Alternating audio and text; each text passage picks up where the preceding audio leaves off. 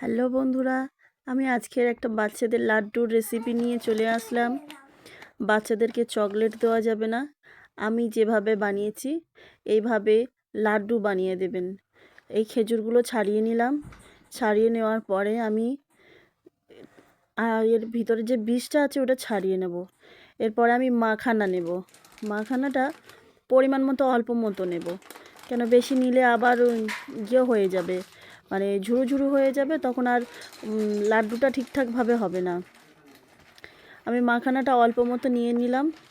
নিয়ে ভালো করে আমি মানে ভাজাটা আমি একদম কড়কড়ে করে ভেজে নেব।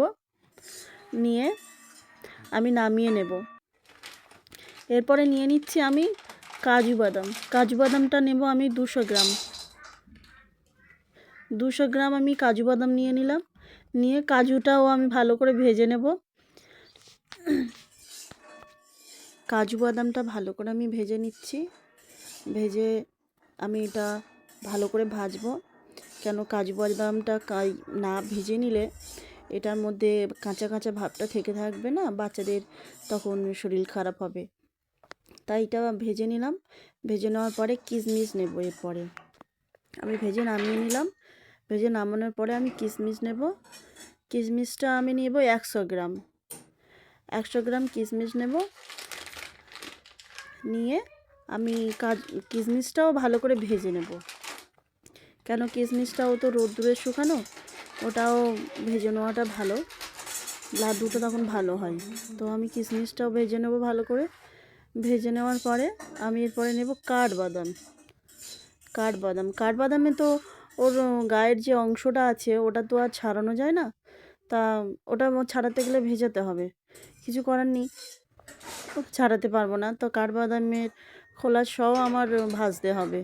তো আমি কাঠবাদামটা নিয়ে নিলাম 200 গ্রাম। আমি কাঠবাদাম নিয়ে নেব, যেহেতু আমি 200 গ্রাম আমি কিশমিশ দিয়ে দিয়েছি, কাজু বাদাম দিয়েছি, তো আমি 200 গ্রাম নিয়ে নেব কাঠবাদাম।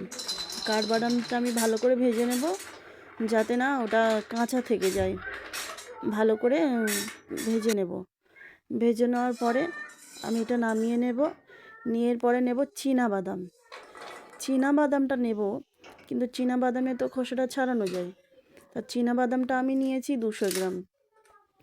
কাঠবাদামও নিয়েছি 200 গ্রাম, আর বাদামও নিয়েছি 200 গ্রাম, আর কাজু বাদামও নিয়েছি 200 গ্রাম। বাদামটা আমি ভালো করে ভেজে নেব।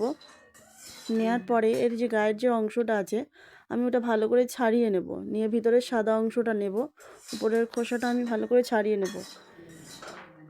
ছাড়িয়ে নেওয়ার পরে যে বাদাম মাখানা যেগুলো আমি ভেজেছি, খেজুর, সবগুলো একসঙ্গে করে নেব। নিয়ে আমি গ্রাইন্ডার নেব। আমি গ্রাইন্ডারে এগুলো পেস্ট করতে হবে। আমি এগুলো ছাড়িয়ে নিয়ে আমি গ্রাইন্ডারে সব একসঙ্গে মাখিয়ে গ্রাইন্ডারে নিয়ে নিচ্ছি। নিয়ে আমি এখন পেস্ট বানিয়ে নেব। যেহেতু আমার করব, লাড্ডু বানাবো, তো আমি সবগুলো তো একসঙ্গে না নিলে, ছাড় করে নিলে তো আমার লাড্ডু হবে না। তাই আমি সব একসঙ্গে নিয়ে নিয়েছি। নিয়ে এটা এখন পেস্ট করতে যাব। দেখুন আমি সবগুলো একসঙ্গে নিয়েছি, কেমন লাগছে দেখুন।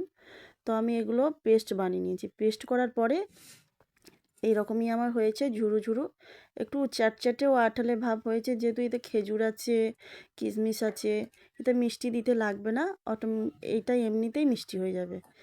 আর যে অংশগুলো ছিল আমি সবগুলো আস্তে আস্তে আমি গ্রাইন্ডারে পেস্ট করে নেব। পেস্ট করে নেওয়ার পরে সব একসঙ্গে করে নেব। নিয়ে তো আমার হাতে তেল দিতে হবে না, যেহেতু বাদাম রয়েছে, মানে বাদামের একটা তেলত্ব ভাব আছে, তেল আছে, তো সেই জন্য আমার তেল নিতে লাগবে না। তো আমি যেভাবে মানে সব একসঙ্গে করে নিয়েছি, তো যেভাবে লাড্ডু আপনারা বানাতে চান সুবিধা অনুযায়ী, ছোট হয় বড় হোক, যার যেভাবে সুবিধা ছোট ছোট লাড্ডু বানিয়ে নেব। ছোট ছোট লাড্ডু বানিয়ে নেব, যাতে বাচ্চাদের খেতে সুবিধা হয়। দেখুন আমি এইভাবে লাড্ডু বানিয়ে নিয়েছি।